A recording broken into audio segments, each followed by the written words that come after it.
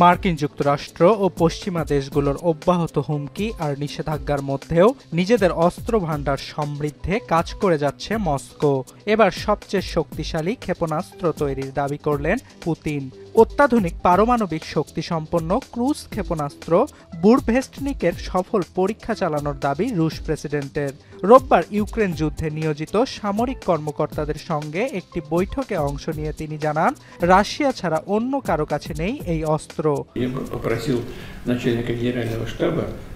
Доложить еще об одном событии, я так коротенько упомянул о нем в своем вступительном слове. Речь идет о মস্কোর দাবি বর্তমান ও ভবিষ্যৎ প্রতিরক্ষার জন্য অপ্রতিরোধ্য হবে 9M730 বুরভেস্টনিক। কত দূরের লক্ষ্যবস্তুকে এটি আঘাত করতে পারবে তার কোনো নির্দিষ্ট সীমা নেই। তার মানে যে কোনো পাল্লায় আঘাত হানতে সক্ষম এই মিসাইল প্রয়োজনে গতিপথ পরিবর্তন করেও শত্রুকে আক্রমণ করতে পারবে বলে দাবি রুশ প্রেসিডেন্টের।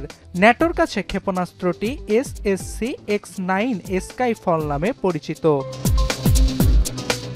অস্ত্রটিকে কিভাবে কাজে লাগানো যায় এবং এর ব্যবহার নিশ্চিতে প্রয়োজনীয় অবকাঠামো প্রস্তুতের বিষয়ে রুশ সশস্ত্র বাহিনীর chief of general staff Valery গেরাসিমভের সঙ্গে কথা বলেন পুতিন। তার কাছে ক্ষেপণাস্ত্রটির সফল পরীক্ষার বিষয়ে বিস্তারিত জানতে চান তিনি। Товарищ Верховный командующий, такое испытание было проведено 21 октября. Действительно, отличие его от предыдущих испытаний, что был осуществлен многочасовой полет ракеты, и в ходе которого она преодолела расстояние 2018 সালে বুরভেস্টনিক তৈরির ঘোষণা দেন পুতিন। এরপর থেকে এটি তৈরি অসম্ভব বলে দাবি করে আসছিলেন বিশেষজ্ঞরা।